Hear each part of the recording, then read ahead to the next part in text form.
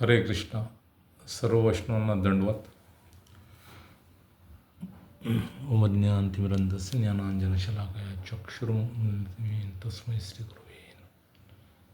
मूकं करोति वाचालं पङ्गुं लङ्घयते गिरिं यत्कृपातमहं वन्दे श्रीगुरो दीनतारिणं परमानंदमाधव. आपले जी अर्चा विग्रह आणि भगवंत यात फरक नाही, ते साक्षात भगवंत आहेत.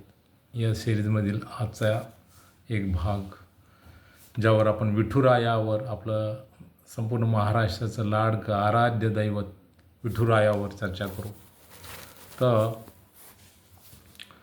आपण विठ्ठलाच्या दर्शनाला जातो, तर त्या बऱ्याच लीला विठुरायाच्या संबंधित आहेत. तर त्यातली एक महत्त्वाची लीला, ज्या वेळेला महान वैष्णव संत नामदेव महाराज यांच्या वडिलांनी त्यांना सेवा दिली की आज भगवंतांना जा, नैवेद्य अर्पण करून ये, दामाजी पंत. तर नामदेवराय गेले. छोटे नामदेवराय 7-8 वर्षाचे. त्यांना माहीतच नाही की नैवेद्य अर्पण करायचं म्हणजे भगवंतांसमोर प्लेट ठेवायची, पाणी ठेवायचं, तुलसीला ठेवायचं, घंटी वाजून प्रार्थना करायची आणि थोड्या वेळाने प्लेट घेऊन यायची घरी. त्यांना वाटलं की भगवंत स्वतः प्रसाद घेत आहेत आणि त्यांनी भगवंतांना नैवेद्य अर्पण केला, म्हणजे तुलसीदल वगैरे ठेवून, आणि प्रार्थना केली, भगवंत आता पटकन खाऊन घ्या, म्हणजे मला घरी जाऊन जाता येईल आणि मला जेवता येईल. आणि थोडा वेळ बाहेर खेळायला गेले. भगवंताचं जेवण होईपर्यंत 10 मिनटं झाले. भगवंताचा प्रसाद झाला की नाही बघण्यासाठी आले, तर प्लेट जशी तशीच. मग पुन्हा भगवंतांना प्रार्थना केली, भगवंता प्रसाद घ्या, आज वडील नाही, मला सेवा दिली, माझ्या हातून स्वीकारा. परत बाहेर गेले. 10-15 मिनटांनी आले, प्लेट जशी तशीच. मग मात्र नामदेवरायांचा धीर ढासळायला लागला. म्हणले, भगवंता वडीलच पाहिजे का? माझ्या हातून नाही चालणार का? कृपा करा, हा प्रसाद स्वीकारा.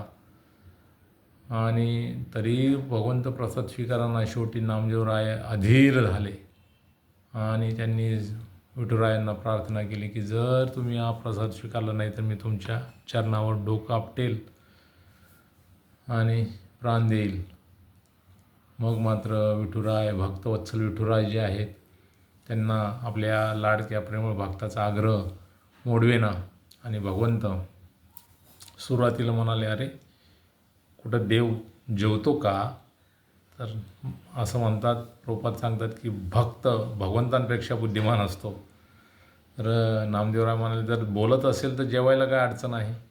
आणि भगवंत निरुत्तर झाले आणि भगवंत आपल्या आसनावरून खाली आले आणि त्यांनी प्रसाद सेवन करायला सुरुवात केली आणि संपूर्ण प्लेट चक्क केली.